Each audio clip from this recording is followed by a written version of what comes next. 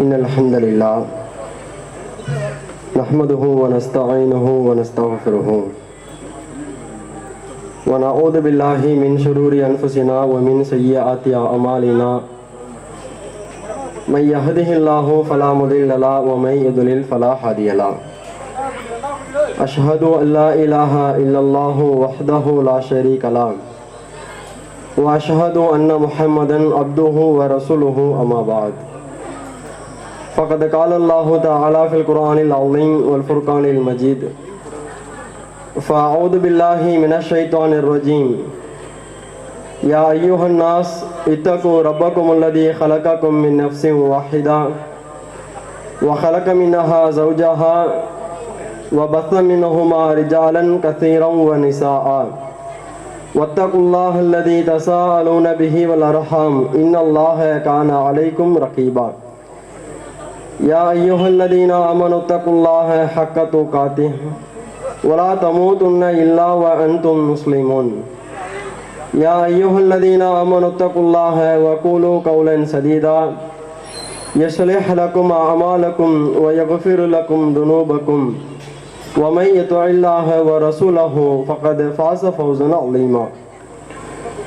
கண்ணியம் நிறைந்த எல்லாம் வல்ல அல்லாஹுவின் நல்லடியார்களே, அல்லாஹுவின் மாபெரும் கிருபையினால் தமிழ்நாடு தௌஹீத் ஜமாஅத் மயிலாடுதுறை மாவட்டம் பெரியகூத்தூர் கிளையின் சார்பாக ஏற்பாடு செய்யப்பட்டிருக்கும் இந்த மார்க்க விளக்க திருமுனை கூட்டத்தில் நாம் அனைவரும் பங்கெடுத்து இருக்கிறோம்.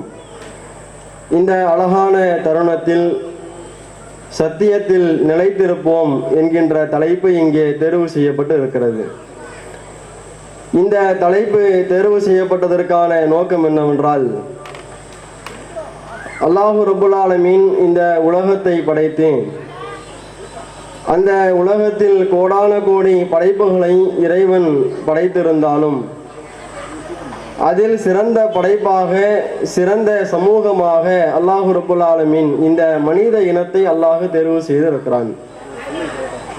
இந்த உலகத்தில் வாழக்கூடிய நேரத்தில் ஆறாவது அறிவாக நன்மை தீமைகளை பகுத்து அறியக்கூடிய பகுத்தறிவை இறைவன் இந்த சமூகத்திற்கு வழங்கியிருக்கிறான்.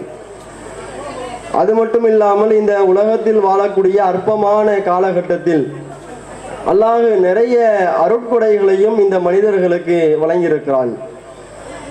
இந்த உலகத்தில் நாம் வாழும் பொழுது நாம் அனுபவிக்கக்கூடிய நாம் பயன்படுத்தக்கூடிய அல்லாஹுடைய அருளை கொஞ்சம் சிந்தித்து பாருங்கள். நாம் இன்றைக்கு உயிரோடு இந்த உலகத்தில் நடமாடி கொண்டிருக்கிறோமே, அல்லாஹ் இந்த உயிரை நமக்கு கொடுத்திருக்கிறான் என்றால் அதுவும் இறைவனுடைய ஒரு அருள்தான். யாரும் இந்த உலகத்திற்கு வரும் பொழுது அந்த உயிரை விலை கொடுத்து வாங்கிவிட்டு வருவது கிடையாது. அதே போன்று அந்த உயிர் இருக்கக்கூடிய உடலை சிந்தித்து பாருங்கள். அந்த உடலையும் அந்த உடலில் உள்ள ஒவ்வொரு உறுப்புகளையும் நாம் இன்றைக்கு விலை பேசி ஒரு பொருளாதாரத்தை கொடுத்து அதை நாம் வாங்கி நாம் பயன்படுத்தி கொண்டிருக்கிறோமா என்று கேட்டால் அப்படி யாரும் இந்த உலகத்தில் கிடையாது. அப்போ நம்முடைய உயிராக இருந்தாலும் நம்முடைய உடலாக இருந்தாலும் அந்த உடலில் உள்ள ஒவ்வொரு உறுப்புகளாக இருந்தாலும் அந்த உயிர் நீடித்து வாழ வேண்டும் என்பதற்காக நாம் உண்ணக்கூடிய உணவாக இருந்தாலும் நீராக இருந்தாலும் நாம் சுவாசிக்கக்கூடிய காற்றாக இருந்தாலும் இப்படி இந்த உலகத்தில் எல்லாவற்றையும் அல்லாஹ் நமக்கு அருளாக தான் வழங்கியிருக்கின்றான். இந்த அருளை பொறுத்தளவிற்கு இந்த நியாமத்தை பொறுத்தளவிற்கு அல்லாஹ் ரப்புல் ஆலமீன் இந்த உலகத்தில் வாழக்கூடிய மக்களுக்கு ஒவ்வொரு மனிதனுக்கும் என்னென்ன தேவையோ அந்த தேவைகளுக்கு ஏற்ப எல்லாவற்றையும் அல்லாஹ் வழங்கியிருக்கிறான். ஆனால் இந்த உலகத்தில் வாழக்கூடிய நேரத்தில் அல்லாஹுவால் வழங்கப்பட்ட நியாமத்துகளில் அல்லாஹுவால் வழங்கப்பட்ட ஒரு அருட்கொடைகளில் ஒரு மிகப்பெரிய ஒரு அருட்கொடை தான் இந்த சத்திய மார்க்கமான இஸ்லாத்தை கடைபிடிக்கக்கூடிய இந்த நேர்வழியில் பயணிக்கக்கூடிய ஒரு வாய்ப்பு. இது எப்படிப்பட்ட ஒரு வாய்ப்பு தெரியுமா? எப்படிப்பட்ட ஒரு அருள் என்று தெரியுமா? இந்த உலகத்தில் வாழக்கூடிய மனிதர்கள் அல்லாஹ் திருமறை குர்ஆனிலே நமக்கு நிறைய வரலாறுகளை நமக்கு எடுத்து சொல்கிறான். அந்த வரலாறு ரீதியாக இந்த உலகம் படைக்கப்பட்ட ஆரம்ப நாள் முதல் நமக்கு நிறைய நபிமார்களுடைய வரலாற்றை அல்லாஹ் நமக்கு எடுத்துரைக்கிறான். பல நல்லடியார்களுடைய வரலாற்றை அல்லாஹ் நமக்கு எடுத்துரைக்கிறான். நம்முடைய சமுதாயம் வாழக்கூடிய இந்த காலத்திற்கு முன்பாக வாழ்ந்த பல சமுதாய மக்களுடைய அந்த வரலாற்று நிகழ்வுகளை அல்லாஹ் நமக்கு ஒரு அறிவுரையாக, ஒரு படிப்பினையாக அல்லாஹ் நமக்கு சொல்லித் தருகிறான். அந்த வரலாற்றின் மூலமாக நாம் அறியக்கூடிய ஒரு நிகழ்வு என்னவென்றால், அல்லாஹ் அவனுடைய மார்க்கத்தை கடைபிடிக்கக்கூடிய இந்த ஒரு வாய்ப்பை அவன் யாருக்கு நாடுகின்றானோ, யாரை தேர்வு செய்கின்றானோ அந்த மனிதர்களுக்கு தான் அல்லாஹ் வழங்குகிறான். இன்னும் நாம் சொல்வதாக இருந்தால், அல்லாஹ் குர்ஆனிலே இந்த நேர்வழியை பற்றி பேசும் பொழுதெல்லாம் பல இடங்களில் அவன் பயன்படுத்தக்கூடிய வார்த்தை என்ன தெரியுமா? யஹ்தி மை யஷாஹ், அவன் தான் நாடியோருக்கு நேர்வழி காட்டுகிறான். அப்ப இந்த உலகத்தில் வாழக்கூடிய நேரத்தில் அல்லாஹுவை மட்டுமே வணங்க வேண்டும் என்கின்ற இந்த ஏகத்துவ கொள்கை, இந்த உலகத்தில் மனிதர்களில் இறை தூதராக இறைவன் யாரை தேர்வு செய்திருக்கிறானோ அந்த நபிமார்களை மட்டுமே பின்பற்ற வேண்டும், நபிமார்களை தவிர வேறு யாரையும் பின்பற்றக்கூடாது என்கின்ற இந்த அருமையான இந்த கொள்கையை நோக்கி அல்லாஹ் யாரை அழைக்கின்றான், இந்த கொள்கையை யாருக்கு வழங்குகிறான் என்றால் தான் நாடிய மனிதர்களுக்கு அல்லாஹ் வழங்குகிறான். அதில் பணக்காரர்களா ஏழைகளா என்ற வித்தியாசத்தை அல்லாஹ் பார்ப்பது கிடையாது. அவர் வெள்ளை நிறமா கருப்பு நிறமா என்கின்ற நிற வேறுபாட்டை அல்லாஹ் பார்ப்பது கிடையாது. அல்லது நாம் எந்த மொழியில் இந்த மார்க்கத்தை நாம் மக்களுக்கு கற்றுக் கொடுத்திருக்கிறோமோ அந்த அரபு மொழியை பேசக்கூடியவராக இருக்கிறாரா அல்லது பிற மொழியை பேசக்கூடியவராக இருக்கிறாரா என்பதை இறைவன் பார்ப்பது கிடையாது. இன்னும் நாம் கூடுதலாக நாம் சொல்வதாக இருந்தால், அல்லாஹ் இந்த நேர்வழியை உண்மையில் மனிதர்களுடைய சிந்தனையில, மனிதர்களுடைய பார்வையில் யாருக்கு வழங்கப்பட்டிருக்க வேண்டும்? இந்த உலகத்தில் இந்த மார்க்கத்தை உறுதியாக கடைபிடிக்கக்கூடிய, இந்த மார்க்கம் சொன்ன அடிப்படையில் தன்னுடைய வாழ்க்கையை அமைத்து கொண்டிருக்கக்கூடிய நபிமார்களுடைய குடும்பத்திற்கு அல்லாஹ் வழங்கியிருக்க வேண்டுமா இல்லையா? நபிமார்கள் தான் இந்த மார்க்கத்தை இறைவனிடமிருந்து பெற்று மக்களுக்கு எடுத்துரைக்கின்றார்கள். மக்களுக்கு முன்மாதிரியாக இருந்த அவர்கள் தான் வாழுகின்றார்கள். எல்லா நன்மையான காரியங்களையும் தன்னுடைய வாழ்க்கையில் செய்து எல்லா தீமையான காரியங்களை விட்டும் விலகி வாழ்ந்து மிகப்பெரிய முன்மாதிரியாக இருக்கக்கூடிய நபிமார்களுடைய குடும்பத்திற்கு தான் அல்லாஹ் வழங்கியிருக்க வேண்டும். ஆனால் திருமறை குர்ஆன் சொல்லக்கூடிய வரலாறுகளை நாம் சிந்தித்து பார்த்தால், திருமறை குர்ஆன் சொல்லக்கூடிய பல நிகழ்வுகளை நாம் யோசித்து பார்த்தால், அல்லாஹ் தன்னுடைய மார்க்கத்திற்காக, தன்னுடைய மார்க்கத்தை கடைபிடிப்பதற்காக யாரை தேர்வு செய்கிறான் என்றால் தான் நாடிய மனிதர்களை தேர்வு செய்கின்றான். அவர்கள் நபிமார்களுடைய குடும்பமாக இருந்தாலும் அல்லாஹ் நாடினால்தான் அவர்களுக்கு நேர்வழி கிடைக்கும். நபிமார்களுக்கு மிக விருப்பமானவர்களாக இருந்தாலும் அல்லாஹ் நாடினால்தான் அவர்களுக்கு நேர்வழி கிடைக்கும். இந்த உலகத்தில் எவ்வளவு பெரிய கொடை வள்ளலாக, இந்த உலக மக்களால் மெச்சப்படக்கூடியவராக, இந்த உலக மக்களால் தலைவராக பார்க்கப்படக்கூடியவராக இருந்தாலும் அல்லாஹ் நாடினால்தான் அவருக்கு நேர்வழி கிடைக்கும். அல்லாஹுடைய நாட்டம் இல்லாமல் யாரும் இந்த உலகத்தில் நேர்வழியை பெற முடியாது. எந்த அளவிற்கு என்று சொன்னால், இந்த உலகத்தில் வாழ்ந்த முஸ்லிம்களுக்கு, வாழக்கூடிய முஸ்லிம்களுக்கு அல்லாஹ் முன்மாதிரியாக சில பெண்மணிகளை தன்னுடைய திருமறை குர்ஆனிலே அல்லாஹ் எடுத்துரைக்கின்றான். அதே போன்று இன்னொரு இடத்துல 2 பெண்மணிகளை அல்லாஹ் கெட்டவர்களுக்கும் முன்மாதிரியாக எடுத்துரைக்கின்றான். சூரா தஹரீம் என்கின்ற ஒரு அத்தியாயம், அந்த அத்தியாயத்தில் அல்லாஹ் சொல்லும் பொழுது தரபல்லாஹு லில்லதீன கஃபரு, அல்லாஹ் இறை மறுப்பாளர்களுக்கு சில உதாரணங்களை அல்லாஹ் சொல்லுகிறான். யாரை உதாரணமாக சொல்கின்றான் தெரியுமா? இம்ராஅத்து நூஹின் வம்ராஅத்து லூத், நூஹ் என்கின்ற ஒரு நபி, லூத் என்கின்ற ஒரு நபி, இருவருமே நபிமார்கள் தான். அந்த நபிமார்களுடைய மனைவிமார்களை அல்லாஹ் சொல்லுகிறான். நூஹ் நபியினுடைய மனைவியை இறை மறுப்பாளர்களுக்கு நாம் முன்மாதிரியாக இறைவன் சொல்லுகிறான். அதே போன்று லூத் என்கின்ற ஒரு இறை தூதர், அந்த லூத் என்கின்ற இறை தூதருடைய மனைவியை அல்லாஹ் யாருக்கு? இறை மறுப்பாளருக்கு, முஷ்ரிக்காக வாழக்கூடிய, அல்லாஹ்விற்கு இணைகரிப்பிக்கக்கூடிய காஃபிர்களுக்கு அல்லாஹ் முன்மாதிரியாக எடுத்துரைக்கிறான். என்ன காரணம் தெரியுமா? அவர்கள் இருவருமே தன்னுடைய கணவன்மார்கள் நபிமார்களாக இருந்தாலும், தன்னுடைய கணவன்மார்கள் இந்த உலகத்திற்கு இந்த மார்க்கத்தை பிரச்சாரம் செய்யக்கூடியவர்களாக இருந்தாலும் அவர்களுக்கு கட்டுப்படாமல், அவர்கள் அழைக்கக்கூடிய இந்த மார்க்கத்தை ஏற்றுக்கொண்டு இந்த மார்க்கத்தை கடைபிடிக்காமல் அவ்விருவரும் அல்லாஹ்விற்கு மாறு செய்தார்கள். எனவே அவர்கள் எப்படிப்பட்டவர்களாக மாறினார்கள் தெரியுமா? வக்கீல துகுலுனார், நீங்கள் நரகத்தில் நுழையுங்கள். யாரோட தெரியுமா? நரகத்திற்கென்று படைக்கப்பட்டவர்கள், நரகத்திற்கென்று படைக்கப்பட்டு நரகத்தில் யாரெல்லாம் நுழைகின்றார்களோ அவர்களோடு நீங்களும் நரகத்தில் நுழைந்து விடுங்கள் என்று அல்லாஹ் அவர்களுக்கு நரகத்தை குறித்தான நற்செய்தியை கூறுவதை நாம் பார்க்கிறோம். அப்ப இந்த குர்ஆன் வசனங்கள் நமக்கு எதை விளக்குகிறது? நபிமார்களுடைய மனைவியாக நபி நூஹ் அலைஹிஸ்ஸலாம் அவர்கள் தன்னுடைய சமுதாய மக்களுக்கு 1 ஆண்டு 2 ஆண்டு அல்ல, வெறுமனே 50 ஆண்டுகள் 100 ஆண்டுகள் அல்ல. திருமறை குர்ஆன் எப்படி அவரை சிறப்பித்து சொல்கின்றது என்றால், அவர் 1000 ஆண்டுகளுக்கு 50 ஆண்டுகள் குறைவாக இந்த மார்க்கத்தை பிரச்சாரம் செய்தார். இந்த உலகத்தில் வாழ்ந்ததே 950 ஆண்டுகள். அந்த 950 ஆண்டு காலம் அவர் நபியாக இருந்து இந்த மார்க்கத்தை அவர் பிரச்சாரம் செய்தார் என்று அவ்வளவு வருட காலம் 950 ஆண்டு காலம் இந்த உலகத்தில் வாழ்ந்து பிரச்சாரம் செய்த ஒரு இறை தூதர் தான் நபி நூஹ் அலைஹிஸ்ஸலாம் அவர்கள். அவர்கள் தன்னுடைய வாழ்க்கை துணையாக தேர்வு செய்த அந்த பெண்ணுக்கு அல்லாஹ் நேர்வழியை கொடுத்தானா? அவர்களுக்கு அல்லாஹ் நேர்வழியை கொடுக்கவில்லை. அதே போன்று நபி லூத் அலைஹிஸ்ஸலாம் அவர்கள் எப்படிப்பட்ட சிறப்பு படைச்சவங்க தெரியுமா? தன்னுடைய சமுதாயம் அவர்கள் இந்த மார்க்கத்தை நோக்கி மக்களை அழைத்து கொண்டிருக்கும் பொழுது இந்த உலகத்தில் யாரும் செய்யாத மானக்கேடான காரியங்களை செய்து கொண்டிருந்தார்கள், விரும்பத்தகாத காரியங்களை செய்து கொண்டிருந்தார்கள், வெட்கக்கேடான காரியங்களை செய்து கொண்டிருந்தார்கள். எப்படிப்பட்ட வெட்கக்கேடான காரியம் என்றால், அல்லாஹ் இயற்கையாக இந்த மனித சமுதாயத்தை எப்படி படைத்திருக்கிறான் என்றால், ஆணுக்கு ஒரு பெண்ணை நோக்கி விருப்பம் ஏற்பட வேண்டும், அதே போன்று ஒரு பெண்ணுக்கு ஆணை நோக்கி ஒரு விருப்பம் ஏற்பட வேண்டும். ஆணும் பெண்ணும் சேர்ந்தால்தான் இயற்கை, அப்படி ஒன்று சேர்ந்தால்தான் இந்த உலகத்தில் மனித சமுதாயத்தை பெருக்க முடியும். அல்லாஹ் இதை இயற்கையாக படைத்து வைத்திருக்கிறான். ஆனால் இந்த இயற்கைக்கு மாற்றமாக அவர்கள் எப்படிப்பட்ட மானக்கேடான காரியங்களை செய்தார்களே, ஆனால் ஓரினை சேர்க்கையின் மூலமாக ஆணும் ஒன்று சேரக்கூடிய வழக்கத்தை அவர்கள் தான் உருவாக்கினார்கள்.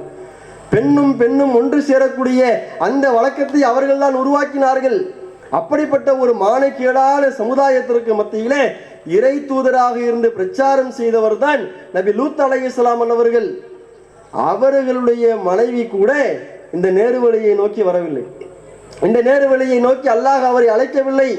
இந்த நேர்வழியை, இந்த சத்தியத்தை அந்த நபியினுடைய மனைவிக்கு கூட அல்லாஹ் கொடுக்காமல் இருந்தான் என்பதை நாம் பார்க்கிறோம். இப்படி பல நபிமார்களுடைய மனைவிமார்கள் கூட இந்த நேர்வழிக்கு வராதவர்களாக, இந்த சத்தியத்தை இறைவனிடமிருந்து பெறாதவர்களாக அவர்கள் வழிகேட்டிலேயே வாழ்ந்து வழிகேட்டிலேயே மரணித்தார்கள் என்கின்ற செய்திகளை எல்லாம் திருமறை குர்ஆன் நமக்கு தெளிவாக எடுத்துரைக்கிறது. இது போன்று 1 2 அல்ல, நிறைய தகவல்களை நாம் சொல்லலாம். நபி நூஹ் அலைஹிஸ்ஸலாம் அவர்கள் அவருடைய மனைவியும் நேர்வழி இல்லை, அவர் பெற்றெடுத்த பிள்ளை இருக்கிறாரு பாருங்க, அவருக்காவது அல்லாஹ் இந்த நேர்வழியை கொடுத்தானா? நபி நூஹ் அலைஹிஸ்ஸலாம் அன்னவர்களுடைய மகனார், அவர் பெற்றெடுத்து பாசத்தோடு அவ்வளவு நேசத்தோடு அந்த வளர்த்தெடுத்த அந்த பிள்ளை அல்லாஹ் ரப்புல் ஆலமீன் அந்த சமுதாயம் வரம்பு மீறக்கூடிய நேரத்தில் நூஹ் அலைஹிஸ்ஸலாம் அவர்களுக்கு கப்பலை செய்யுமாறு அல்லாஹ் கட்டளையிடுகிறான். அதே போன்று நூஹ் அலைஹிஸ்ஸலாம் அவர்களும் கப்பலை செய்கின்றார்கள். கப்பலை செய்து முடித்ததற்கு பின்பாக அந்த காலகட்டத்தில் வாழ்ந்த எல்லா உயிரினங்களிலும் ஒவ்வொரு ஜோடிகளை அந்த கப்பலில் ஏற்றுக்கொள்ள வேண்டும் என்று அல்லாஹ் கட்டளையிடுகிறான். நூஹ் அலைஹிஸ்ஸலாம் அவர்களை நம்பிக்கை கொண்ட மூமின்களை அந்த கப்பலில் ஏற்றுக்கொள்ள வேண்டும் என்று அல்லாஹ் கட்டளையிடுகின்றான். அந்த அடிப்படையில் கப்பலை செய்து முடித்ததற்கு பின்பாக நம்பிக்கை நூஹ் அலைஹிஸ்ஸலாம் அவங்க கப்பலில் ஏறிடுறாங்க. நம்பிக்கை கொண்ட மூமின்கள் அந்த கப்பலில் ஏறுறாங்க. ஒவ்வொரு படைப்புகளிலும் ஒரு ஜோடியை அந்த கப்பலிலே நூஹ் அலைஹிஸ்ஸலாம் அவர்கள் ஏற்றுக்கொள்கின்றார்கள். இறுதியாக அல்லாஹ் என்ன முடிவு செய்து விட்டானேயானால், வானத்திலிருந்தும் இந்த பூமியிலிருந்தும் மிகப்பெரிய ஒரு தண்ணீரை அல்லாஹ் வர செய்து அந்த சமுதாயத்தை அழிக்க வேண்டும் என்று அல்லாஹ் முடிவு செய்து விட்டான். அந்த நேரத்தில் கப்பல் எல்லாம் ஏறிட்டாங்க. இறுதி நேரத்தில் தன்னுடைய மகனை அழைத்து நபி நூஹ் அலைஹிஸ்ஸலாம் அவர்கள் அவன் அழகான முறையில் பிரச்சாரம் செய்கிறாங்க. அந்த மகனை அழைத்து சொல்கின்ற, இருக்க மகனா, எங்களோடு இந்த கப்பலில் ஏறிக்கொள், வலா தக்கும் மின்னல் காஃபிரீன், நீ காஃபிர்களில் ஒருவனாக ஆகிவிடாதே, இறை மறுப்பாளர்களில் ஒருவனாக நீ ஆகிவிடாதே என்று அந்த இடத்துல நபி நூஹ் அலைஹிஸ்ஸலாம் அவர்கள் தன்னுடைய மகனுக்கு பிரச்சாரம் செய்கின்றார்கள். ஆனால் அவன் என்ன சொன்னான் தெரியுமா? கடைசி நேரத்தில் கூட அந்த பிரச்சாரத்தை அவன் செவி கொடுத்து கேட்காமல் ஒரு அளவிற்கு கூட அந்த பிரச்சாரம் அவனுடைய உள்ளத்தை மாற்றவில்லை. அல்லாஹ் அவனுக்கு நேர்வழி கொடுக்கல. அதனால் அவன் என்ன செய்தான் தெரியுமா? நான் இந்த மலையின் மீது ஏறிக்கொள்வேன். அப்படி நான் ஏறிக்கொண்டால் நீங்கள் சொன்னதை போன்று எவ்வளவு பெரிய வெள்ளம் வந்தாலும் அந்த மலையின் மீது ஏறி நான் என்னை பாதுகாத்துக் கொள்வேன் என்று அவன் திமிராக பேசினான். இறுதியாக அல்லாஹ் ரப்புல் ஆலமீன் அந்த நூஹ் அலைஹிஸ்ஸலாமுடைய மகனுக்கும் நேர்வழி கொடுக்காமல் அந்த தண்ணீரிலேயே அவன் மூழ்கி இறந்து போனான் என்கின்ற செய்தியை அல்லாஹ் திருமறை குர்ஆனில் நமக்கு ஒரு பாடமாக எடுத்துரைக்கிறான். அதே போன்று பாருங்கள், நபி இப்ராஹிம் அலைஹிஸ்ஸலாம் அவர்கள் அழகிய முன்மாதிரி என்று நாம் இன்றைக்கு பிரச்சாரம் செய்கின்றோமே, கொள்கை உறுதியாளர் என்று நாம் பிரச்சாரம் செய்கிறோமே, அந்த இப்ராஹிம் நபியினுடைய தியாகத்தை நினைவு கூறும் விதமாக, இப்ராஹிம் நபியினுடைய கொள்கை உறுதியை நாம் பிற மக்களுக்கு போதிக்கும் விதமாக இன்றைக்கு நாம் என்ன செய்கிறோம்? நினைவு கூறும் விதமாக ஹஜ் பெருநாட்களை நாம் கொண்டாடுகின்றோமே. அந்த இப்ராஹிம் அலைஹிஸ்ஸலாம் அவர்களுடைய வரலாற்றை நாம் எடுத்து பார்த்தால், இப்ராஹிம் அலைஹிஸ்ஸலாம் அவர்களுடைய பேச்சுக்கு கட்டுப்பட்டு இப்ராஹிம் நபியினுடைய அந்த பிரச்சாரத்தை ஏற்றுக்கொண்டு அதனுடைய விளைவாக அவருடைய குடும்பத்தார்கள் சில நபர்கள் இஸ்லாத்தை ஏற்றுக்கொண்டார்கள். இப்ராஹிம் அலைஹிஸ்ஸலாமுடைய மனைவிமார்கள் இஸ்லாத்தில் இருந்தார்கள். இப்ராஹிம் அலைஹிஸ்ஸலாம் அவருடைய பிள்ளை அவர்கள் இந்த செஞ்சாங்க மார்க்கத்தில் உறுதியாக இருந்தார்கள். ஆனால் இப்ராஹிம் அலைஹிஸ்ஸலாம் அவருடைய தந்தை இப்ராஹிம் அலைஹிஸ்ஸலாம் அவர்களை பெற்றெடுத்து அவரை வளர்த்த அவருடைய தந்தை ஆசர் என்று சொல்லப்படக்கூடிய நபர் இந்த இஸ்லாத்திலே அவர் இல்லாமல் இருந்ததை அல்லாஹ் நமக்கு எடுத்துரைக்கிறான். அவருக்கு அல்லாஹ் நேர்வழியை கொடுக்கவில்லை. எந்த அளவிற்கு என்றால், நபி இப்ராஹிம் அலைஹிஸ்ஸலாம் அவர்கள் தன்னுடைய சமுதாயத்திற்கு நிறைய பிரச்சாரங்களை செய்திருந்தாலும் தன்னுடைய தந்தைக்கு என்று தனியாக ஒரு பிரச்சாரத்தை செய்கின்றார்கள். அது அல்லாஹ் சூரா மரியம் என்கின்ற அந்த அத்தியாயத்தில் அல்லாஹ் அப்படியே நமக்கு படம் பிடித்து காண்பிக்கின்றான். எந்த அளவிற்கு என்றால், இப்ராஹிம் அலைஹிஸ்ஸலாம் சொன்னார்கள், இது காலலி அபீஹி, அவர் தன்னுடைய தந்தைக்கு பிரச்சாரம் செய்ததை நினைத்து பாருங்கள். அப்ப அவர் தன்னுடைய தந்தைக்கு பிரச்சாரம் செய்து நினைத்து பாருங்கள். அபத்தி, என்னுடைய தந்தையே, லிமத் ஆபது மாலா இஸ்மாஉ வலா யுபசிரு வலா யுகுனி அன்க ஷைஆ, எந்த ஒன்றையும் செவியேற்காத, எந்த ஒன்றையும் பார்க்காதே, உங்களுக்கு துளியளவும் பயனளிக்காத ஒன்றை எதற்காக நீங்கள் வணங்குகிறீர்கள் என்ற எவ்வளவு அழகாக பிரச்சாரம் செய்யறாங்க பாருங்க. தன்னுடைய தந்தை இடத்துல போய் நீங்கள் பேசினாலும் அந்த நீங்கள் வணங்கக்கூடிய அந்த கடவுள்கள் ஒன்றையும் செவியேற்காதே, நீங்கள் செய்யக்கூடிய காரியங்கள் நன்மையாக இருந்தாலும் தீமையாக இருந்தாலும் அவற்றை கண்காணித்து கூலி கொடுக்க முடியாது. அதை கண்காணித்தால் தானே அதற்கான நன்மை தீமைகளை வழங்க முடியும். அப்ப நீங்கள் எதை செய்தாலும் உங்களை அந்த சிலைகளால் பார்க்க முடியாது. அது மட்டுமல்ல, இந்த உலகத்தில் நீங்கள் வாழக்கூடிய நேரத்தில் உங்களுக்கு துளி அளவும் நன்மையை பெற்றுத்தர முடியாதே, துன்பத்தை நீக்க முடியாதே, இவற்றை ஏன் நீங்கள் வணங்குகிறீர்கள் என்று அழகான முறையில் பிரச்சாரம் செய்துவிட்டு சொல்கின்றார்கள். இன்னைக்கு அது ஜாஅனி மினல் இல்மி, அல்லாஹ்வுடைய அந்த கல்வியில் இருந்து, அந்த மார்க்கத்தில் இருந்து ஒரு கல்வி எனக்கு வந்திருக்கிறது. அது எப்படிப்பட்டது தெரியுமா? மாலம் யாத்திக்க, அதை போன்று கல்வி உங்களுக்கு கிடைக்கவில்லை. அல்லாஹ் என்னை நபியாக தேர்வு செய்து அவனுடைய மார்க்க கல்வியை எனக்கு வழங்கியிருக்கின்றானே, அந்த நேர்வழி உங்களுக்கு வரவில்லை. ஆனால் அந்த நேர்வழி எனக்கு கிடைத்திருக்கிறது.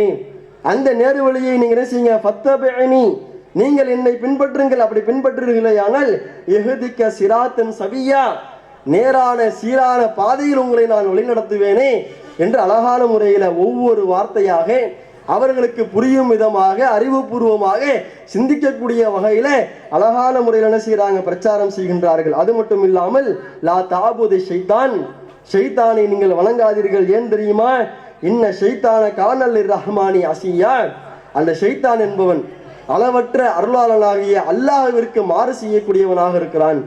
அவன் அல்லாஹ்விற்கு மாறு செய்யக்கூடியவனாக மாறிவிட்டான். எனவே நீங்க என்ன செய்யாதீங்க? ஷைத்தானை நீங்கள் வணங்காதீர்கள்.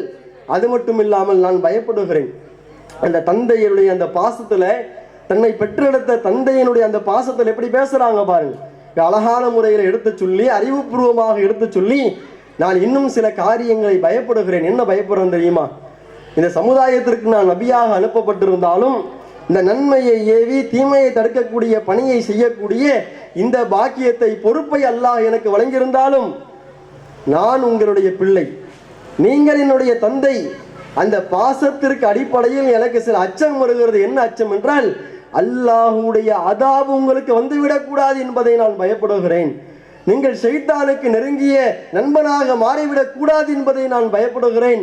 எனவே நீங்கள் ஷைத்தானை வணங்கி வழிகேட்டை நோக்கி நீங்கள் சென்று விடாதீர்கள் என்று அழகான முறையில் என்ன செய்யறாங்க, அந்த இடத்துல பிரச்சாரம் செய்கின்றார்கள். ஆனால் இவ்வளவு அழகாக அறிவுபூர்வமாக இந்த மார்க்கத்தை எடுத்துரைத்தும் கூட இப்ராஹிம் அலைஹிஸ்ஸலாமுடைய தந்தையின் உள்ளம் மாற்றம் அடைந்ததா? இப்ராஹிம் அலைஹிஸ்ஸலாமுடைய தந்தை இந்த இஸ்லாத்தை நோக்கி வந்தாரா? அவர் வரவில்லை. மாறாக இந்த அனைத்து பிரச்சாரத்தையும் செவித்தாழ்த்தி கேட்டுவிட்டு இறுதியாக அவர் என்ன சொன்னார் என்று சொன்னால், இப்ராஹிமே, என்னுடைய கடவுள்களுடைய மார்க்கத்தை விட்டு நீ தடமுரண்டு சென்று விட்டாயா? ஒழுங்காக இங்கிருந்து சென்று விடு.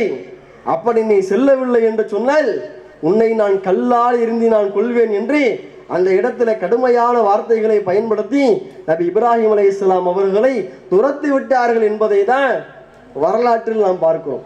அப்ப இது போன்ற பாருங்க, நபிமார்களுடைய சொந்தக்காரங்கள், நபிமார்களுடைய மனைவிமார்கள், நபிமார்கள் பெற்றெடுத்த பிள்ளைகள், நபிமார்களை பெற்றெடுத்த அவர் இப்ராஹிம் நபியினுடைய தந்தை, அவர்களுக்கெல்லாம் அல்லாஹ் நேர்வழியை கொடுக்கல. ஆனால் அவர்களுக்கெல்லாம் வழங்கப்படாத அந்த நேர்வழியை அல்லாஹ் ரப்புல் ஆலமீன் யாருக்கு கொடுத்திருக்கிறான் என்றால், இந்த உலகத்தில் இந்தியாவில் ஒரு மாநிலமான தமிழகத்தில் ஒரு சிறிய குக்கிராமமாக இருக்கக்கூடிய இந்த பெரிய கூத்தூர் என்கின்ற பகுதியில் வாழக்கூடிய நமக்கு அல்லாஹ் வழங்கியிருக்கிறானா இல்லையா?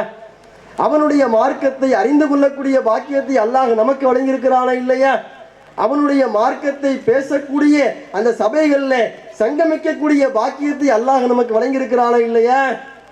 அப்ப இந்த நேரத்தில் நாம் என்ன செய்ய வேண்டுமையானால், அல்லாஹ் நமக்கு வழங்கிய இந்த சத்திய மார்க்கம் அதையெல்லாம் நாம் ஒப்பிட்டு பார்க்க வேண்டும். எதற்காக இந்த வரலாற்றை எல்லாம் நாம் சொல்லுகின்றோமையானால், அதையெல்லாம் நாம் ஒப்பிட்டு பார்க்கணும். என்னடா, நபிமார்களுடைய மனைவிக்கு கொடுக்காத நேர்வழி அல்லாஹ் எனக்கு கொடுத்துட்டானா? யோசிச்சு பாருங்க.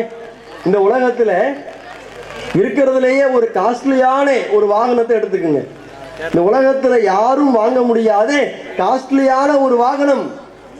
நம்ம ஆளக்கூடிய இந்த பகுதியில மிகப்பெரிய ஒரு கோடீஸ்வரர் இருக்கிறார். அவரால் அந்த வாகனத்தை வாங்க முடியல. ஆனால் இந்த ஊர்ல ஒரு ஏழையாக நாம் இருக்கிறோம், ஒரு நடுத்தர குடும்பத்தை சார்ந்தவராக நாம் இருக்கிறோம். நமக்கு அந்த கார், அந்த வாகனத்தை நமக்கு இலவசமா நமக்கு கொடுத்தாங்கன்னா, நம்மை தேடி நமக்கு கொடுத்து நீங்க இதை பயன்படுத்துங்க நம்மள்ட்ட சொன்னாங்கன்னா, அப்ப நம்ம என்ன யோசிப்போம்? என்னடா, இந்த உலகத்துல எத்தனையோ பணக்காரங்க இருக்கிறாங்க, எத்தனையோ நடிகர்கள் இருக்கின்றார்கள், எத்தனையோ பிரபலியமான நபர்கள் இருக்கின்றார்கள். அவர்களுக்கெல்லாம் வழங்கப்படாத இந்த வாகனம் நமக்கு வழங்கப்பட்டிருக்கிறது என்று அதை எப்படி நாம் பாதுகாப்போம்? அதை எவ்வளவு முக்கியத்துவம் கொடுப்போம்? அதை வைத்துக் கொண்டு நாம எவ்வளவு மகிழ்ச்சியாக யாருக்கும் வழங்கப்படாத இந்த வாகனங்கள், யாருக்கும் வழங்கப்படாத இந்த உலகத்தினுடைய அற்பமான வசதி வாய்ப்புகள் எல்லாம் நமக்கு வழங்கப்பட்டிருக்கிறது என்று சொல்லி நாம் அதை கொண்டு மகிழ்ச்சி அடைவோமா இல்லையா? அதை பாதுகாத்துக் கொள்வதற்கு பல முயற்சியில் நாம் ஈடுபடுவோமா இல்லையா?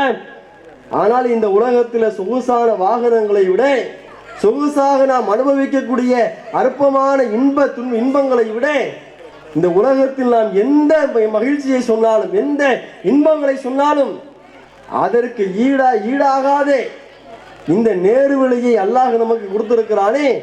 அப்ப அல்லாஹ்விற்கு நாம நன்றி செலுத்தி இந்த சத்திய மார்க்கத்தை நம்முடைய வாழ்க்கையிலிருந்து நாம் துளைத்து விடக்கூடாது. சத்திய மார்க்கத்திலிருந்து நாம் ஒருபோதும் தடம் புரண்டு விடக்கூடாது. அதில் நாம் உறுதியாக இருக்க வேண்டும் என்பதிலே எந்த அளவிற்கு நாம் உறுதியாக இருக்கணும்.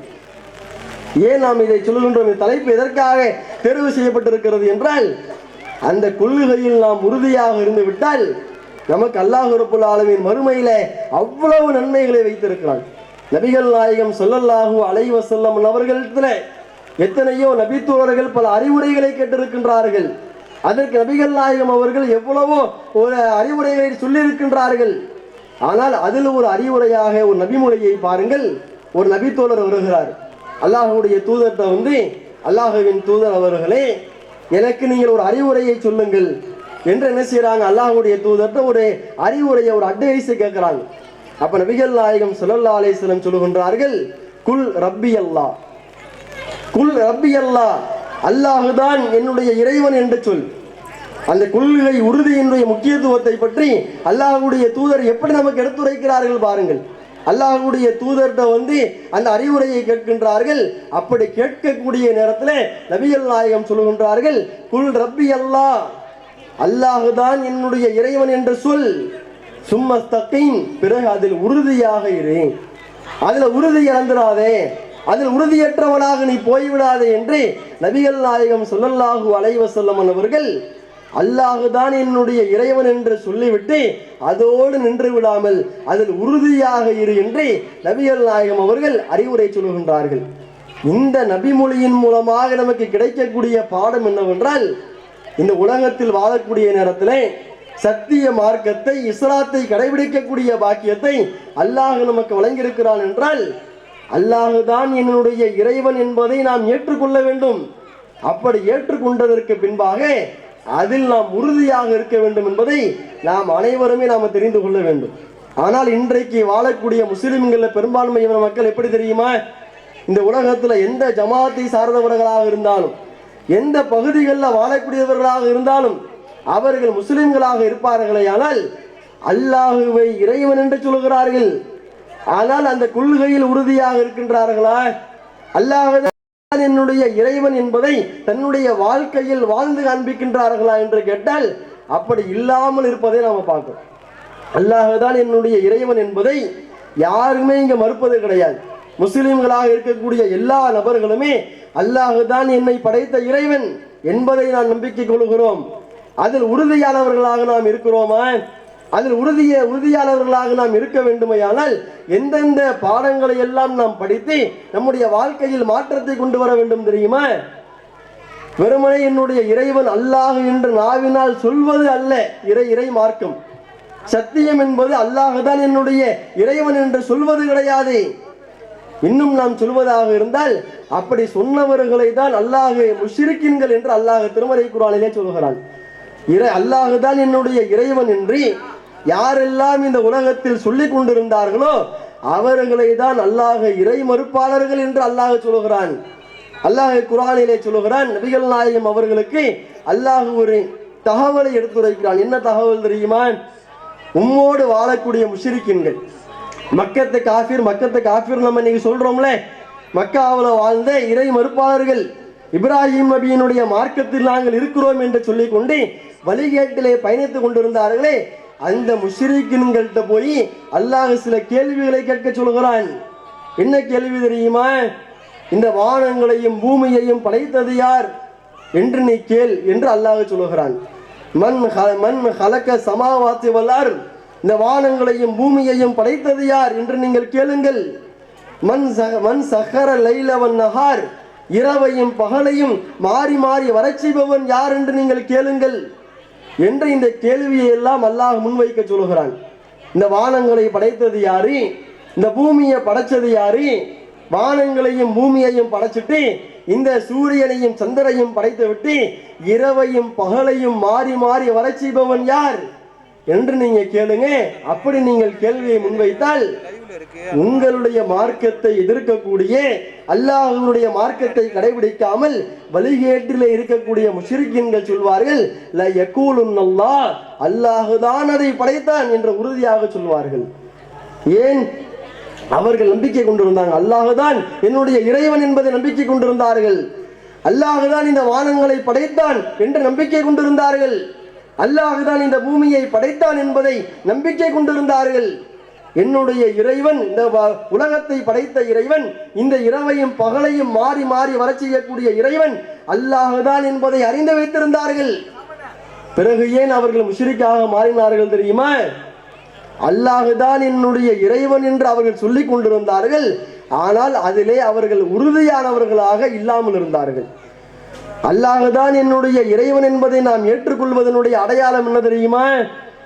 அல்லாஹ் எதையெல்லாம் சொல்லுகின்றானோ அதற்கெல்லாம் நான் முழுமையாக கட்டுப்படுவேன்.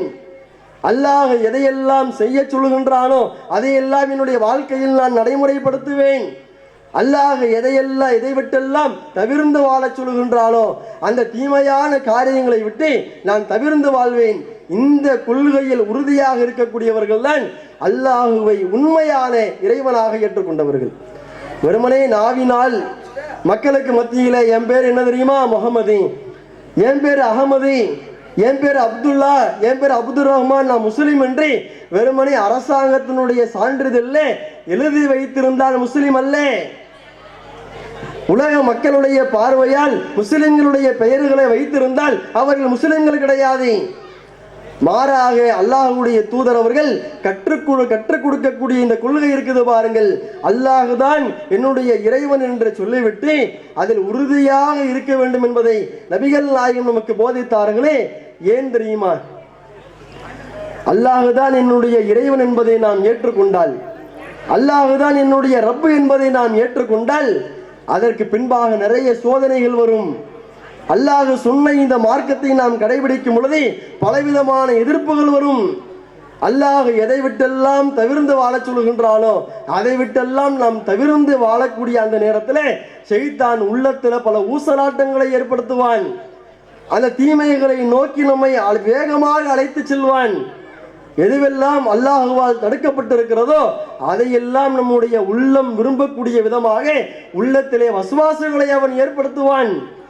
இப்படிப்பட்ட அந்த நேரத்தில் தான் நாம் என்ன செய்ய வேண்டுமையானால், அல்லாஹுதான் என்னுடைய இறைவன் என்று நான் சொல்லிவிட்டேனா, அல்லாஹ் எதை சொன்னாலும் நான் செய்வேன், அல்லாஹ் எதை விட்டெல்லாம் தவிர்ந்து வாழ சொன்னானோ அதை விட்டெல்லாம் நான் தவிர்ந்து வாழ்வேன். எவ்வளவு பெரிய சோதனைகள் வந்தாலும், எவ்வளவு பெரிய எதிர்ப்புகள் வந்தாலும் அந்த கொள்கையில் நாம் உறுதியாக இருக்க வேண்டும் என்பதுதான் அல்லாஹ்விற்கு நாம் செய்ய வேண்டிய கடமை. நபிமார்களுடைய உறவினர்களுக்கு, நபிமார்களுடைய நெருங்கிய சொந்தக்காரர்களுக்கு அல்லாஹ் கொடுக்காத நேர்வழியை அல்லாஹ் எனக்கு கொடுத்திருக்கிறார் என்று சொன்னால் அதற்கு பகரமாக அல்லாஹ்விற்கு நாம் செலுத்த வேண்டிய நன்றிக்கான் என்னவென்றால், அல்லாஹ் இந்த கொள்கையை கொடுத்து விட்டானா அதை ஒருபோதும் நான் இழக்க மாட்டேன், அதில் ஒருபோதும் நான் உறுதி இழக்க மாட்டேன், அதை விட்டும் நான் ஒருபோதும் தடம் புரண்டு நான் செல்ல மாட்டேன், என்னுடைய இறுதி மூச்சு வரைக்கும் இந்த கொள்கையில் உறுதியாக இருந்து மரணிப்பேன் என்பதிலே உறுதியாக இருக்க வேண்டும் என்பதை தான் இஸ்லாமிய மார்க்கம் ஒவ்வொரு முஸ்லிம்களுக்கும் போதிக்கிறது. நபிமார்களுடைய வரலாறுகளில் நபிகள் நாயகம் ஸல்லல்லாஹு அலைஹி வஸல்லம் அவர்கள் வார்த்தெடுத்த சமுதாயத்திலே எவ்வளவோ படிப்பினைகளை நாம் பார்க்கிறோம். உதாரணத்திற்கு நாம் சொல்வதாக இருந்தால், உம்மு சுலைம் ரலியல்லாஹு அன்ஹா அவர்கள் இஸ்லாமிய மார்க்கத்தை கடைபிடிக்கக்கூடிய ஒரு பெண்மணியாக இருந்தார்கள். வெறுமனே அல்லாஹுதான் என்னுடைய இறைவன், முஹம்மது தான் இறை தூதர் என்று நாவலவால் சொல்லிவிட்டு அவர்கள் ஓரமாக இருந்து வாழவில்லை, மார்க்கத்திற்காக தியாகம் செய்யாமல் இருக்கவில்லை. எந்த அளவிற்கு கொள்கையில உறுதிப்பாட்டோடு இருந்தார்களே. ஆனால் அவர்களுடைய வாழ்க்கையில ஒரு சம்பவத்தை பாருங்க. நபிகள் நாயகம் ஸல்லல்லாஹு அலைஹி வஸல்லம் காலத்தில் முஸ்லீமாக வாழ்ந்த ஒரு பெண்மணி உம்மு சுலைம் ரலியல்லாஹு அன்ஹா அவங்களுடைய வாழ்க்கையில் நடந்த ஒரு சம்பவம். அபு தல்ஹா என்று சொல்லப்படக்கூடிய ஒரு நபர், இவர் பின்னால் இஸ்லாத்தை ஏற்றுக்கொண்டார். ஆனால் இந்த சம்பவம், இந்த நிகழ்வு நடக்கும் பொழுது அவர் இறை மறுப்பாளராக தான் இருக்கிறார், இஸ்லாத்திற்கு அவர் வரவில்லை. அப்ப இவர் என்ன செய்யறாருன்னா, இறை மறுப்பாளராக இருக்கும் பொழுது முஸ்லிமாக இருக்கக்கூடிய உம்மு சுலைம் அவர்களை பார்க்கிறார்கள். அந்த பெண்ணை இவருக்கு பிடித்து விடுகிறது. உடனடியாக அந்த பெண்மணி தன்னுடைய கணவனை இழந்து தனியாக தான் வாழுகிறார்கள் என்பதை தெரிந்து கொண்டதற்கு பின்பாக உம்மு சுலைம் அவர்களை என்ன செய்யறாங்க, திருமணம் முடித்துக் கொள்வதற்காக பேச்சுவார்த்தையில ஈடுபடுறாங்க. அப்ப உம்மு சுலைம் ரலியல்லாஹு அன்ஹா அவர்களை சந்தித்து அபூ தல்ஹா ரலியல்லாஹு அன்ஹு அவர்கள் திருமண பேச்சை எடுக்கக்கூடிய அந்த நேரத்தில் அப்ப உம்மு சுலைம் ரலியல்லாஹு அன்ஹா நினைத்திருந்தால், அந்த அபூ தல்ஹா எப்படிப்பட்டவர் தெரியுமா, அவர் இறை மறுப்பாளராக இருக்கிறார், அதே நேரத்தில் மிகப்பெரிய செல்வந்தராக இருக்கிறார். உலகத்திலேயே அந்த வாழ்ந்த அந்த பகுதியிலேயே மிக அழகான ஒரு ஆண்மகனாக இருக்கிறார். அவர் திருமணம் முடிப்பதற்காக ஒரு அறிவிப்பை வெளியிட்டால் அவ்வளவு பெண்களும் அவரை திருமணம் முடிப்பதற்கு தயாராக இருக்கின்றார்கள். அவர்கள் வாழ்ந்த அந்த பகுதியிலே அபூ தல்ஹா அவர்களை யாரும் திருமணம் முடிப்பதற்கு மறுப்பு தெரிவிக்கவே மாட்டார்கள். அவ்வளவு சிறப்பு வாய்ந்த ஒரு நபர். அவற்றை பொருளாதாரம் இருக்கிறது, அழகு இருக்கிறது, நற்குணம் இருக்கிறது, நற்பெயர் இருக்கிறது, திருமணம் முடித்துக் கொள்வதற்கான எல்லா தகுதிகளும் அபூ தல்ஹா அவர்களுக்கு இருக்கிறது. அந்த நேரத்தில் அவர் இறை மறுப்பாளராக இருந்து கொண்டு ஒரு முஸ்லிமான உம்மு சுலைம் என்கின்ற பெண்ணை திருமணம் முடிப்பதற்காக கேட்கிறாங்க. அப்ப உம்மு சுலைம் அவர்கள் சொல்லுகின்றார்கள், வல்லாஹி மா மிஸ்லுக யா அபூதல்ஹா, அபூதல்ஹாவே அல்லாஹ்வின் மீது சத்தியமிட்டு நான் சொல்லுகிறேன், உன்னை போன்ற ஒரு ஆண்மகன் இந்த நான் பார்த்தது வரைக்கும் யாரும் கிடையாது. நாம் வாழக்கூடிய இந்த பகுதியிலே உன்னை போன்ற ஒரு செல்வந்தன் கிடையாது, உன்னை போன்ற ஒரு அழகான ஆண்மகன் கிடையாது, திருமணம் முடிப்பதற்கு தகுதியான உன்னை போன்ற ஒரு நபர் யாரும் கிடையாது. எந்த பெண்ணாக இருந்தாலும் உன்னை மறுக்க மாட்டாள். ஆனால் நான் உன்னை மறுக்கிறேன். காரணம் என்ன தெரியுமா? வலாகின்னக ரஜுலுன் காஃபிருன் வ அன இம்ராத்துன் முஸ்லிமத்துன். நீயோ அல்லாஹ்விற்கு இணை கற்பிக்கக்கூடிய காஃபிரான ஒரு மனிதராக இருக்கிறார், நானோ ஒரு முஸ்லிமான ஒரு பெண்ணாக இருக்கிறேன். அல்லாஹ் திருமறை குர்ஆன் வாயிலாக ஒரு முஸ்லிம் இணை கற்பிக்கக்கூடிய நபர்களை திருமணம் செய்து கொள்ளக்கூடாது என்று தெளிவாக நம்மை அல்லாஹ் தடை செய்திருக்கிறான். அந்த ஒற்றை தடையின் காரணமாக இறைவனுக்கு எப்படி கட்டுப்படுறாங்க பாருங்க. இறைவன் அல்லாஹ் தான் என்னுடைய இறைவன் என்பதை ஏற்றுக்கொண்டதற்கு பின்பாக அவன் சொன்னால் நான் கட்டுப்படுவேன், அவன் சொன்னால் நான் செய்வேன், அவன் தடுத்தால் நான் தவிர்த்து கொள்வேன் என்ற அந்த கொள்கையில எவ்வளவு உறுதியாக இருக்கிறார்கள் என்று சொன்னால், ஒரு செல்வந்தர், ஒரு அழகான ஒரு ஆண்மகன், எந்த பெண்ணுமே மறுப்பு தெரிவிக்க முடியாத எல்லா தகுதியும் இருக்கக்கூடிய ஒரு ஆண்மகன் தன்னை பெண் கேட்கக்கூடிய அந்த நேரத்தில் மார்க்கத்தை கொண்டு வந்து முன்னிறுத்தி அல்லாஹ் இதை தடை செஞ்சிருக்கிறான். எனக்கு எந்த விதமான ஆட்சேபனையும் கிடையாது, எனக்கு எந்த விதமான மறுப்பும் கிடையாது, அல்லாஹ் தடுத்திருக்கிறான் என்பது மட்டும்தான் ஒரே ஒரு தடையாக இருக்கிறது. நீ இஸ்லாத்திற்கு வந்து விட்டால், நீ இன்றைய இறை மறுப்பாளராக இருக்கின்றாயே, அல்லாஹ்விற்கு இணை கற்பிக்கக்கூடியவனாக இருக்கின்றாயே, நீ அல்லாஹ் மட்டும்தான் இறைவன் என்பதை உறுதியாக ஏற்றுக்கொண்டு இந்த மார்க்கத்தை நோக்கி நீ வந்துவிட்டால், உன்னிடத்தில் நான் எதையும் தங்கங்களோ வெள்ளிகளோ எந்த விதமான சொத்து பத்துகளோ எதையும் நான் மகராக நான் கேட்காமல் நீ இஸ்லாத்திற்கு வந்தாயே, அந்த நிகழ்வையே நான் மகராக ஏற்றுக்கொண்டு உன்னை நான் திருமணம் முடித்துக் கொள்கிறேன் என்று அந்த இடத்துல ஒரு வாய்ப்பளிக்கின்றார்கள். உடனடியாக அபூதல்ஹா ரலியல்லாஹு அவர்கள் இஸ்லாத்தை அறிந்து கொண்டு இஸ்லாத்தின்பால் தன்னுடைய வாழ்க்கையை மாற்றிக்கொள்கிறார். எப்படிப்பட்ட ஒரு கொள்கை உறுதின்னு பாருங்க. யாராக இருந்தாலும் இந்த திருமண நேரத்தில் ஒரு நல்ல மாப்பிள்ளை, ஒரு நல்ல பொண்ணு நம்ம வீட்டுக்கு ஒரு வாழ்க்கை துணையாக வரப்போகிறது என்று சொன்னால், இன்றைக்கு எத்தனை நபர்கள் இந்த மார்க்கத்திற்கு முக்கியத்துவம் கொடுக்கிறோம்? இந்த மகரிபு தொழுகைக்கு முன்பாக உரை நிகழ்த்தினாங்களே, திருமணத்தை பற்றி தான் உரை நிகழ்த்தினாங்க. திருமணம் என்று வந்துவிட்டது என்று சொன்னால் மார்க்கத்தை மறந்தவர்களாக, மார்க்கத்திற்கு முக்கியத்துவம் கொடுக்காதவர்களாக, உலகத்தினுடைய நிகழ்விற்கு ஏற்றார் போல, உலக மக்களுடைய நிகழ்வுக்கு ஏற்றார் போல இன்றைக்கு நம்முடைய வீட்டு திருமணங்களை நாம் நடத்தி கொண்டிருக்கிறோம். ஆனால் உம்மு சுலைம் ரலியல்லாஹு அன்ஹா அந்த திருமண பேச்சின் பொழுது எதற்கு முக்கியத்துவம் கொடுக்கின்றார்களே, ஆனால் என்னுடைய இறைவன் அல்லாஹ் என்பதை நான் ஏற்றுக்கொண்டேன், அல்லாஹ் எதை எனக்கு கட்டளையிட்டிருக்கிறான் என்பதை பார்க்கிறான்.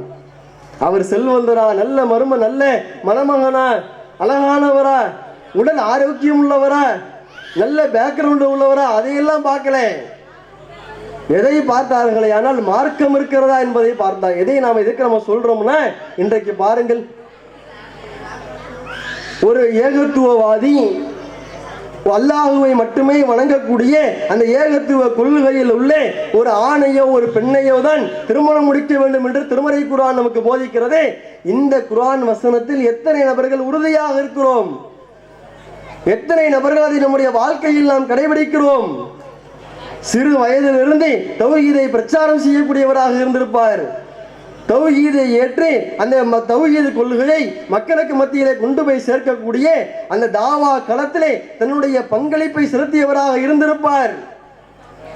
திருமணம் என்று வந்துவிட்டது என்று சொன்னால் யாரை திருமணம் முடிக்கிறாங்க, வாழ்க்கை துணையாக யாரை தேர்வு செய்யறாங்கன்னு பார்த்தா, அவங்க மார்க்கத்தில் உறுதியானவங்களை அதை பார்க்கறது இல்லை.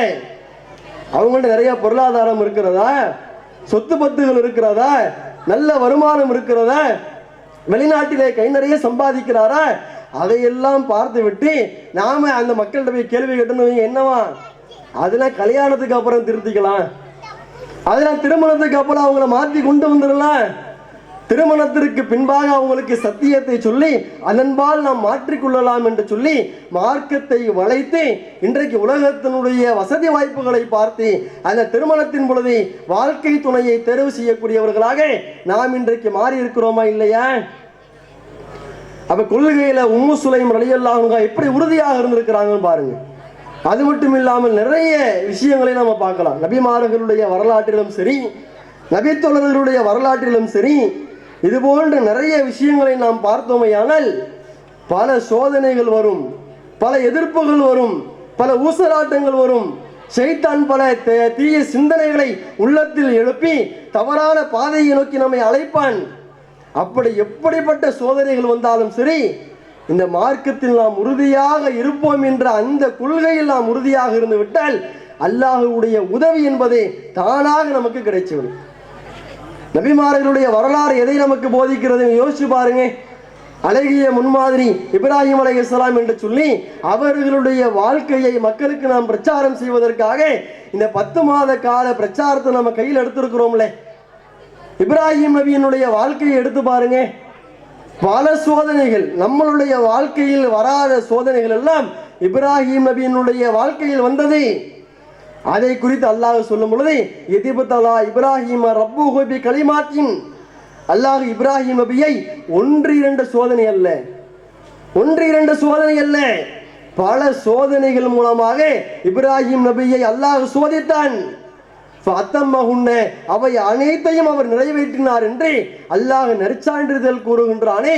இப்ராஹிம் நபியினுடைய அந்த வரலாற்றை எடுத்து பார்த்து அவர்கள் என்ன சோதனைகளை கடந்தார் என்பதை பார்த்தோமையானால் அல்லாஹ் எந்த சோதனைகளை வைத்தாலும் அதில் உறுதியாக, அந்த கொள்கையில் உறுதியாக இருக்கக்கூடிய நேரத்தில் இறுதி நேரத்தில் அல்லாஹ்வுடைய உதவி வந்துடும்.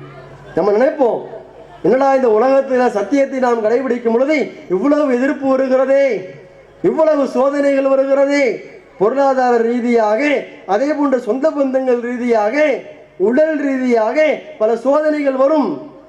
அப்படி சோதனைகள் வரக்கூடிய நேரத்தில் நாம் என்ன செஞ்சிடக்கூடாது? துவண்டு போய்விடக்கூடாது, தளம் முரண்டு சென்று விடக்கூடாது, ஏகத்துவத்தை விட்டுவிட்டு நாம் சென்று விடக்கூடாது. மாறாக அல்லாஹ்வின் மீது தவக்கல் வைத்து அதில் நாம் உறுதியாக நாம் பயணித்தால் கண்டிப்பாக அல்லாஹ்வுடைய உதவி என்பது கண்டிப்பாக நமக்கு வந்துடும். அதற்கு ஒரு சான்று தான் இப்ராஹிம் நபி அவர்கள். என்ன இந்த மார்க்கத்தை தன்னுடைய சமுதாய மக்கள்கிட்ட பிரச்சாரம் செஞ்சாங்களா இல்லையா? சிலைகளை வணங்காதீங்க, அது செவியேற்காது, பார்க்காது, உங்களுக்கு எந்த நன்மை தீமைகளையும் வழங்காது, அது உங்களுடைய கரங்களால் படைக்கப்பட்டது, அது உங்களுக்கு உங்களை படைத்தது கிடையாது என்று அறிவுபூர்வமாக அவ்வளவு பிரச்சாரங்களை மேற்கொண்டதற்கு பின்பாக உச்சகட்டமாக சென்று அந்த சிலைகளை உடைத்து பிரச்சாரம் செய்தார்களே. அந்த பிரச்சாரத்திற்கு பின்பாக அந்த சமுதாய மக்கள் என்ன செய்தார்கள்? மிகப்பெரிய ஒரு நெருப்பு குண்டத்தை உருவாக்கினார்கள். அதன் பக்கத்தில் கூட போக முடியாதுங்க. இப்ராஹிம் அலைஹிஸ்ஸலாம் அவர்களை வெறுமனே சின்னதா நெருப்பு குண்டத்தை உருவாக்கி அதை தள்ளி விடல, பிரம்மாண்டமான நெருப்பு குண்டத்தை உருவாக்கி அதை இப்ராஹிம் நபியை தூக்கி தான் போட்டாங்க. பக்கத்துல போக முடியாது தள்ளி விடுறதுக்கு. அந்த அளவுக்கு ஜுவாலையை வெளிப்படுத்தக்கூடிய, அந்த அளவிற்கு வெப்பத்தை வெளிப்படுத்தக்கூடிய அளவிற்கு அந்த நெருப்பு குண்டத்தை தயார் செய்தார்கள். அல்லாஹ் நினைத்திருந்தால் அவர்கள் திட்டமிடக்கூடிய அந்த நேரத்திலேயே தடுத்திருக்கலாமா இல்லையா? அல்லது அவர்கள் அந்த நெருப்பு குண்டத்திற்காக குழி நோண்டினார்களே, அந்த இடத்திலே அல்லாஹ் அந்த காஃபிர்களுக்கு தன்னுடைய அதாபை கொடுத்திருக்கலாமா இல்லையா? அல்லது எல்லாத்தையும் தயார் செஞ்சதுக்கு அப்புறம் அவங்க நெருப்பை போய் மூட்டுவாங்களே, நெருப்பை மூட்டக்கூடிய நேரத்தில் அந்த தீயை மூட்ட விடாமல் ஆக்கியிருக்கலாமா இல்லையா? அல்லாஹ் பார்க்கிறான், இப்ராஹிம் நபியை சோதிக்கிறான். இந்த மார்க்கத்தை நீ பிரச்சாரம் செய்தாயே, உன் கண் முன்னால் உன்னை அழிப்பதற்காக, உன்னை கொல்வதற்காக, உன்னுடைய உயிரை எடுப்பதற்காக இந்த மக்கள் எல்லாம் தீ குண்டத்தை உருவாக்குவார்கள். இப்ராஹிம் நபி கண் முன்னால் பார்த்து கொண்டிருக்கிறார்கள். அல்லாஹ் அந்த இடத்துலலாம் இப்ராஹிம் நபிக்கு உதவி செய்யவே இல்லை. இறுதியாக இப்ராஹிம் அலைஹிஸ்ஸலாம் அவர்களை அந்த தீயை மூட்டியதற்கு பின்பாக நெருப்பிலே தூக்கி போடக்கூடிய அந்த நொடி பொழுதில்தான், அந்த இறுதி நொடியில் தான் அல்லாஹ் அந்த நெருப்புக்கு கட்டளையிடுகின்றான், நெருப்பே இப்ராஹிமுக்கு நீ குளிராக மாறிவிடு. நிம்மதியாக சலாமாக மாறிவிடு என்று அல்லாஹ் இறுதி நேரத்தில் தான் இப்ராஹிம் நபிக்கு உதவி செய்தான். அதே போன்றுதான் நம்மையும் அல்லாஹ் சோதிப்பான். இந்த ஏகத்துவத்தை நாம் கடைபிடித்து இந்த ஏகத்துவத்தை நாம் பிற மக்களுக்கு சொல்லக்கூடிய நேரத்திலே பொருளாதாரத்தை அல்லாஹ் தடை செய்வான். நம்முடைய வருமானத்தை அல்லாஹ் குறைப்பான். பொருளாதாரத்தை குறைத்தாலும் வருமானத்தை குறைத்தாலும் என்னுடைய கொள்கையில் அவன் உறுதியாக இருக்கிறானா என்பதை அல்லாஹ் ஒவ்வொரு நபர்களையும் சோதிப்பான். அப்படி சோதிக்கக்கூடிய நேரத்தில் நம்ம என்ன செஞ்சிடக்கூடாது, என்னடா பொருளாதாரம் கஷ்டமா இருக்குது, வருமானம் கிடைக்க மாட்டேது, தௌஹீதை விட்டு வெளியே போனா நம்ம கை நிறைய சம்பாதிக்கலாமே, ஹராமான சம்பாத்தியத்தை கூட நாம செய்யலாமே என்று நாம யோசித்து விடாமல், வட்டிக்கு நாம் சென்று விடாமல், அந்த இடத்துல நாம உள்ளத்தை நாம் கட்டுப்படுத்தி கொண்டு அல்லாஹ்விற்காக என்னுடைய வருமானம் குறைவாக இருந்தாலும் அவனுடைய மார்க்கத்தை விட்டு நான் ஒருபோதும் வெளியே செல்ல மாட்டேன். வட்டிக்கு கடன் வாங்கி என்னுடைய பொருளாதாரத்தை சரி செய்ய முடியும், ஆனால் அல்லாஹ் அதை தடை செய்திருக்கிறான். அதை என்னுடைய வாழ்க்கையில் நான் ஒருபோதும் செய்ய மாட்டேன். ஹராமான வியாபாரத்தை செய்து பேரை மோசடி செய்து கலப்படம் செய்து சம்பாதித்தால் கை நிறைய சம்பாதிக்கலாம், ஆனால் இறைவன் அதை தடை செய்திருக்கிறான். அந்த கொள்கையில் நாம் உறுதியாக இருந்தால் அல்லாஹ்வுடைய உதவி என்பது கண்டிப்பாக நாம் அறியாத விதத்தில் எப்படியும் நமக்கு வரும். அதே போன்று பாருங்கள், எத்தனை வரலாறுகளை நாம் சொல்ல வேண்டும். நபி இஸ்மாயில் அலைஹிஸ்ஸலாம் அவர்கள், இப்ராஹிம் அலைஹிஸ்ஸலாம் அவர்கள் பல ஆண்டுகள் காத்திருந்து பெற்றெடுத்த பிள்ளைதான் நபி இஸ்மாயில் அலைஹிஸ்ஸலாம் அவர்கள். அவர்களுடைய வாழ்க்கையை எடுத்து பாருங்க. இஸ்மாயில் நபியாக இருந்தாலும் அவர்களுடைய தாயாக இருந்தாலும் எடுத்து பாருங்க. பாலைவனத்தில் போய் அல்லாஹ் அந்த பச்சிளம் குழந்தையையும் அவங்களுடைய தாயையும் அல்லாஹ் விட்டு வர சொன்னானே, அப்படி விட்டு வரக்கூடிய அந்த நேரத்திலேயே அல்லாஹ் உணவை கொடுத்திருக்கலாமா இல்லையா, அல்லாஹ் தண்ணீரை கொடுத்திருக்கலாமா இல்லையா? ஆனா அல்லாஹ் எப்படி சோதிக்கிறான் தெரியுமா? உணவு இல்லாத தண்ணீர் இல்லாத இடத்தில் நான் இருக்கிறேன், அல்லாஹ் கட்டளையிட்டான், அதற்காக நான் இருக்கிறேன். சாப்பாடு இருக்குதா தண்ணி இருக்குதா அதுல எனக்கு பிரச்சனை இல்லை, அல்லாஹ் என்னை கைவிட மாட்டான் என்று அந்த உறுதியோடு இருந்தார்கள். தன்னுடைய பிள்ளை தாகத்தால் தவிக்கக்கூடிய அந்த நேரத்தில் சஃபாவிற்கும் மருவாவிற்கும் இடையிலே தொங்கோட்டமாக தண்ணீர் இல்லாமல் உணவில்லாமல் உடலில் சக்தி இல்லாமல் அங்கும் இங்குமாக திரிந்து கொண்டிருந்தார்கள். அதனுடைய விளைவுதான் கடைசி நொடி பொழுதுல அல்லாஹ் என்ன செய்தான், ஜம்சம் நீரூற்றை அல்லாஹ் அருளாக இந்த உலகத்திற்கு வழங்கியிருக்கிறான். நபி இஸ்மாயில் அலைஹிஸ்ஸலாம் அவர்களை அல்லாஹ் அறுப்பதை போன்று இப்ராஹிம் நபிக்கு அல்லாஹ் கனவின் மூலமாக காட்டினான். அப்படி காட்டிய நேரத்திலே தன்னுடைய மகனிடத்துல வந்து ஆலோசனை கேட்டாங்களே, இப்படி ஆலோசனை கேட்கக்கூடிய நேரத்திலே என்னுடைய தந்தையே உங்களுடைய விருப்பப்படி நீங்கள் செய்யுங்கள், அல்லாஹ் எதை கட்டளையிட்டானோ அதை நீங்கள் செய்யுங்கள் என்று சொன்னாரே, அப்பொழுதே அல்லாஹ் நினைத்திருந்தால் உம்முடைய மகன் இந்த மார்க்கத்திற்காக உயிரை கொடுப்பதற்கும் தயாராகிவிட்டார், எனவே இந்த பிராணியை அரு என்று அல்லாஹ் இந்த பிராணியை கொடுத்திருக்கலாம். அல்லாஹ் கொடுத்தான அல்லாஹ் எப்படி சோதிக்கலாம் பாருங்க. நீ ஒப்புதல் கொடுத்தாலும் கூட அதில் உறுதியாக இருக்கிறாயா என்பதை அல்லாஹ் சோதிக்கிறான். அந்த இடத்துல அல்லாஹ் சோதித்து அந்த மலை அடிவாரத்தில் தன்னுடைய உடலை குப்பர படுக்க வைத்து அந்த கத்தியை கழுத்தில் வைத்ததற்கு பின்பாக தான் அல்லாஹ் அழைக்கிறான், இப்ராஹிமே உன்னுடைய கனவை நீ உண்மைப்படுத்தி விட்டாய், உன்னுடைய கனவை நீ உண்மைப்படுத்தி விட்டாய், அதற்கு பகரமாக உன்னுடைய மகனை நீ அறுக்க வேண்டாம், இதோ இந்த பலிப்பிராணியை அறு என்று அல்லாஹ் கொடுத்தானே, அதுவும் இறுதி நேரத்துல தான். எடுத்து பாருங்க, இப்ராஹிம் நபிக்கு அல்லாஹ் வழங்கிய எந்த சோதனையாக இருந்தாலும் எல்லாம் பெண்ணம்பெரிய சோதனைகளாக இருந்தது. அந்த சோதனைகளை அவர்கள் நிறைவேற்ற வேண்டுமையானால் பல படிகளை அவர்கள் கடந்து செல்ல வேண்டி இருந்தது.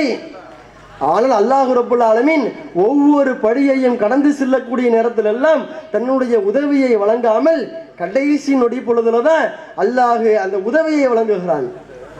நபி மூசா அலைஹிஸ்ஸலாம் அவர்கள் ஃபிரௌனிடத்துல எவ்வளவோ அந்த அத்தாட்சிகளை காண்பிக்கின்றார்கள். இறுதியாக அந்த பனு இஸ்ராயேல் மக்களை அழைத்து கொண்டு ஊரை விட்டு ஓடக்கூடிய அந்த நேரத்தில் முன்னால் கடல் பின்னால் ஃபிரௌன், அந்த நேரத்தில் பாருங்க கடைசி நேரம் தான்.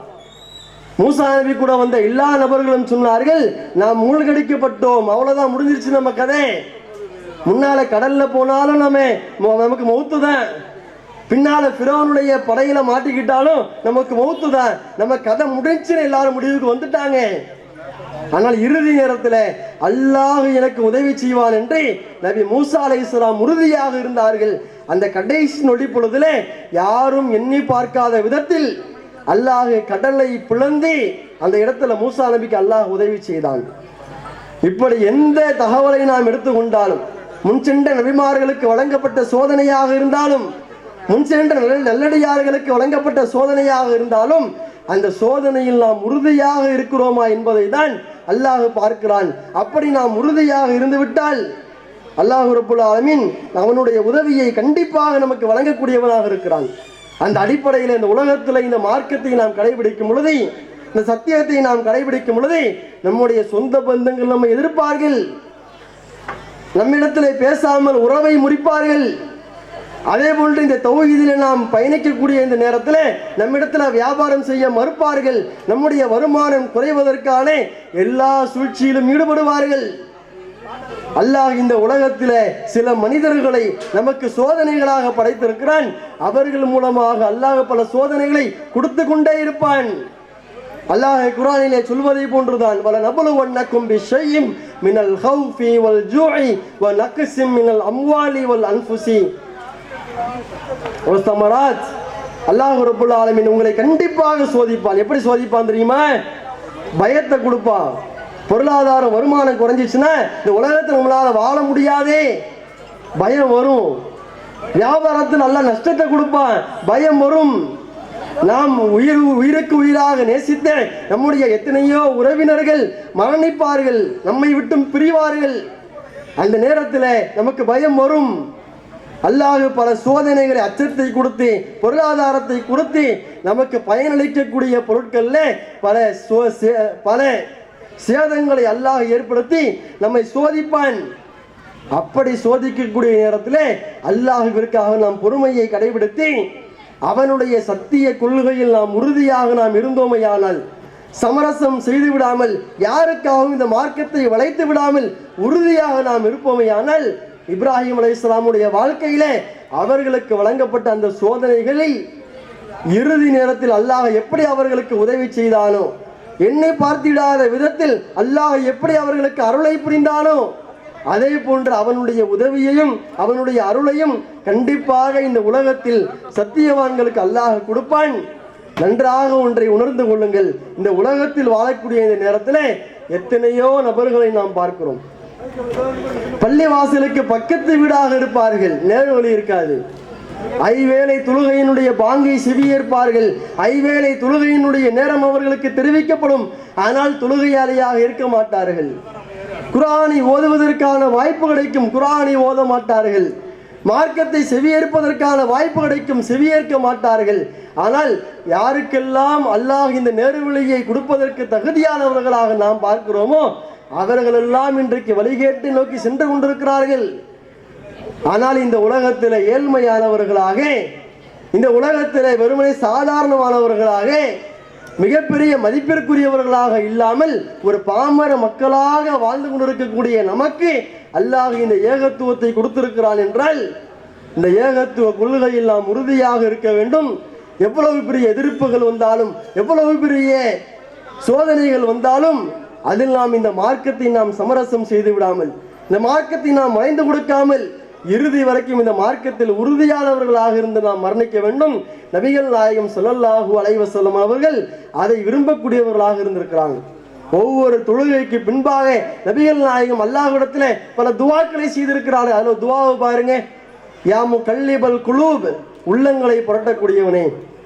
உள்ளங்கள் தான் அந்த மார்க்கத்தை சுமக்கிறது, நேரு வழியை சுமப்பது நம்முடைய உள்ளம்தான். அல்லாஹ்வுடைய தூதர் சொல்கின்றார்கள், உள்ளங்களை புரட்டக்கூடியவனே. நேரு வழியில் உள்ளவர்களை வழிகேட்டை நோக்கி அல்லாஹ்வால் செலுத்த முடியும். வழிகேட்டில் பயணிக்கக்கூடிய மக்களை அல்லாஹ் நேரு வழியின்பால் அழைத்தும் வர முடியும். அல்லாஹ் யாருக்கும் நேரு வழி கொடுப்பான், யாரையும் வழிகேட்டில் விட்டு விடுவான். அந்த நேரத்தில் அல்லாஹ்வுடைய தூதர் அழைக்கின்றார்கள், யா முகல்லிபல் குலூப், உள்ளங்களை புரட்டக்கூடியவனே, தப்பித்த கல்வி அலா தீனுக், என்னுடைய உள்ளத்தை உன்னுடைய மார்க்கத்தில் உறுதியாக இருக்க செய்ய அல்லாஹ். என்னுடைய உள்ளத்தை ஒருபோதும் தடம்புரள செய்து விடாதே அல்லாஹ். என்று அல்லாஹ்வுடைய தூதர் அவர்கள் அல்லாஹ்விடத்துல கையேந்தி என்ன செஞ்சிருக்கிறாங்க, நீ இந்த ஏகத்துவத்தை கொடுத்து விட்டாய், அந்த ஏகத்துவத்தில் உறுதியாக இருக்கக்கூடிய இறுதி மூச்சு வரைக்கும் முஸ்லிமாக இருந்து மரணிக்கக்கூடிய ஒரு பாக்கியத்தை எங்களுக்கு குடு யா அல்லாஹ் என்று அல்லாஹ்விடத்தில் நபிகள் நாயகம் அவர்கள் அதிகமாக நேர்வழியையும் கேட்டிருக்கிறார்கள். நேர்வழியில இறுதி வரைக்கும் உறுதியோடு இருக்கக்கூடிய அந்த பாக்கியத்தையும் கேட்டிருக்கிறார்கள். இன்ஷா அல்லாஹ் இனி வரக்கூடிய காலங்கள்ல அல்லாஹ் இந்த நேர்வழியை நமக்கு வழங்கியிருக்கிறான். நம்முடைய கண் முன்னால் பார்க்கிறோம், எத்தனையோ நபர்கள் தௌஹீதை பேசியவர்கள் இன்றைக்கு கபூர் முட்டிகளாக வழிகேட்டை நோக்கி செல்லக்கூடியவர்களாக மாறி போயிட்டு இருக்கிறாங்க. நமக்கு தௌஹீதை போதித்தவர்கள் வட்டியை நோக்கி சென்று கொண்டிருக்கிறார்கள். நமக்கு தௌஹீதை போதித்தவர்கள் மௌலூது தர்கா என்று வழிகேட்டை நோக்கி சென்று கொண்டிருக்கிறார்கள். அல்லாஹ் நாடினால் நம்மையும் அவர்களை போன்று மாற்றுவது அல்லாஹ்விற்கு மிக மிக இலகுவான காரியம். அப்ப அல்லாஹ் இறுதி வரைக்கும் நம்மை முஸ்லிம்களாக இந்த உலகத்தில் வாழக்கூடிய நேரத்தில் உறுதியோடு வாழக்கூடிய மக்களாக அல்லாஹ் ரப்புல் ஆலமீன் நம் அனைவர்களையும் ஆக்கி அருள் புரிவானாக. வாஹிரு தாவானா அனில் அல்ஹம்துலில்லாஹி ரப்பில் ஆலமீன். அஸ்ஸலாமு அலைக்கும் வரஹ்மத்துல்லாஹி வபரகாத்துஹு.